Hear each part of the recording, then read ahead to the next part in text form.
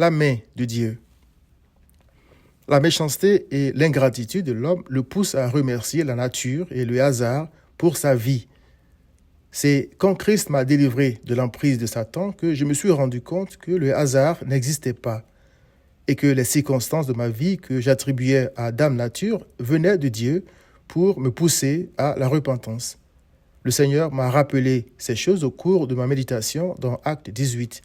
Il est écrit: Après cela, Paul partit d'Athènes et se rendit à Corinthe. Il y trouva un juif nommé Aquilas, originaire du Pont, récemment arrivé d'Italie avec sa femme Priscille, parce que Claude, c'est-à-dire le César, avait ordonné à tous les Juifs de sortir de Rome. Il se lia avec eux, et comme il avait le même métier, il demeura chez eux et y travailla. Ils étaient faiseurs de tentes.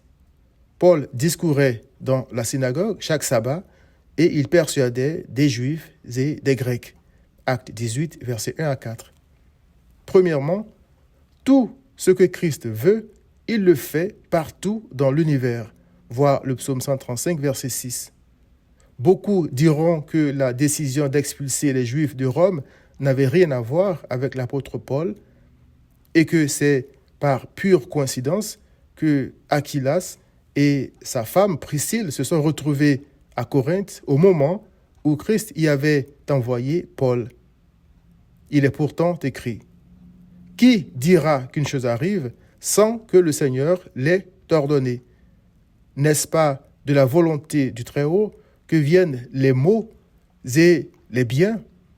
Lamentation 3, 37 à 38.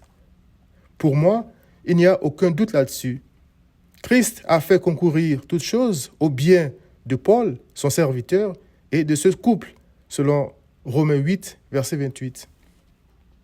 Deuxièmement, j'ai été édifié par cette démonstration de la fidélité de Christ à sa parole. Il a dit à ses brebis: « Et voici, je suis avec vous tous les jours jusqu'à la fin du monde. » Matthieu 28, verset 20. Christ est venu en aide à Paul à travers ce couple. Acte 18, versets 2 à 3, comme il a envoyé des corbeaux nourrir le prophète Élie. Il est écrit: « Tu boiras de l'eau du torrent, et j'ai ordonné aux corbeaux de te nourrir là. » 1 Roi 17, verset 4. Christ, le bon berger, n'abandonne jamais ses brebis. Il est leur vie. Voir le psaume 87, verset 7.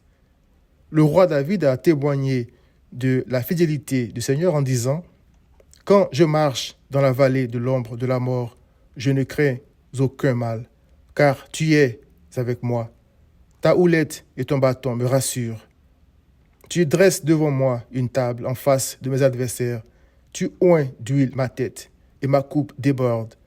Oui, le bonheur et la grâce, c'est-à-dire Christ, m'accompagneront tous les jours de ma vie et j'habiterai dans la maison de l'Éternel jusqu'à la fin de mes jours. » Psaume 23, versets 4 à 6.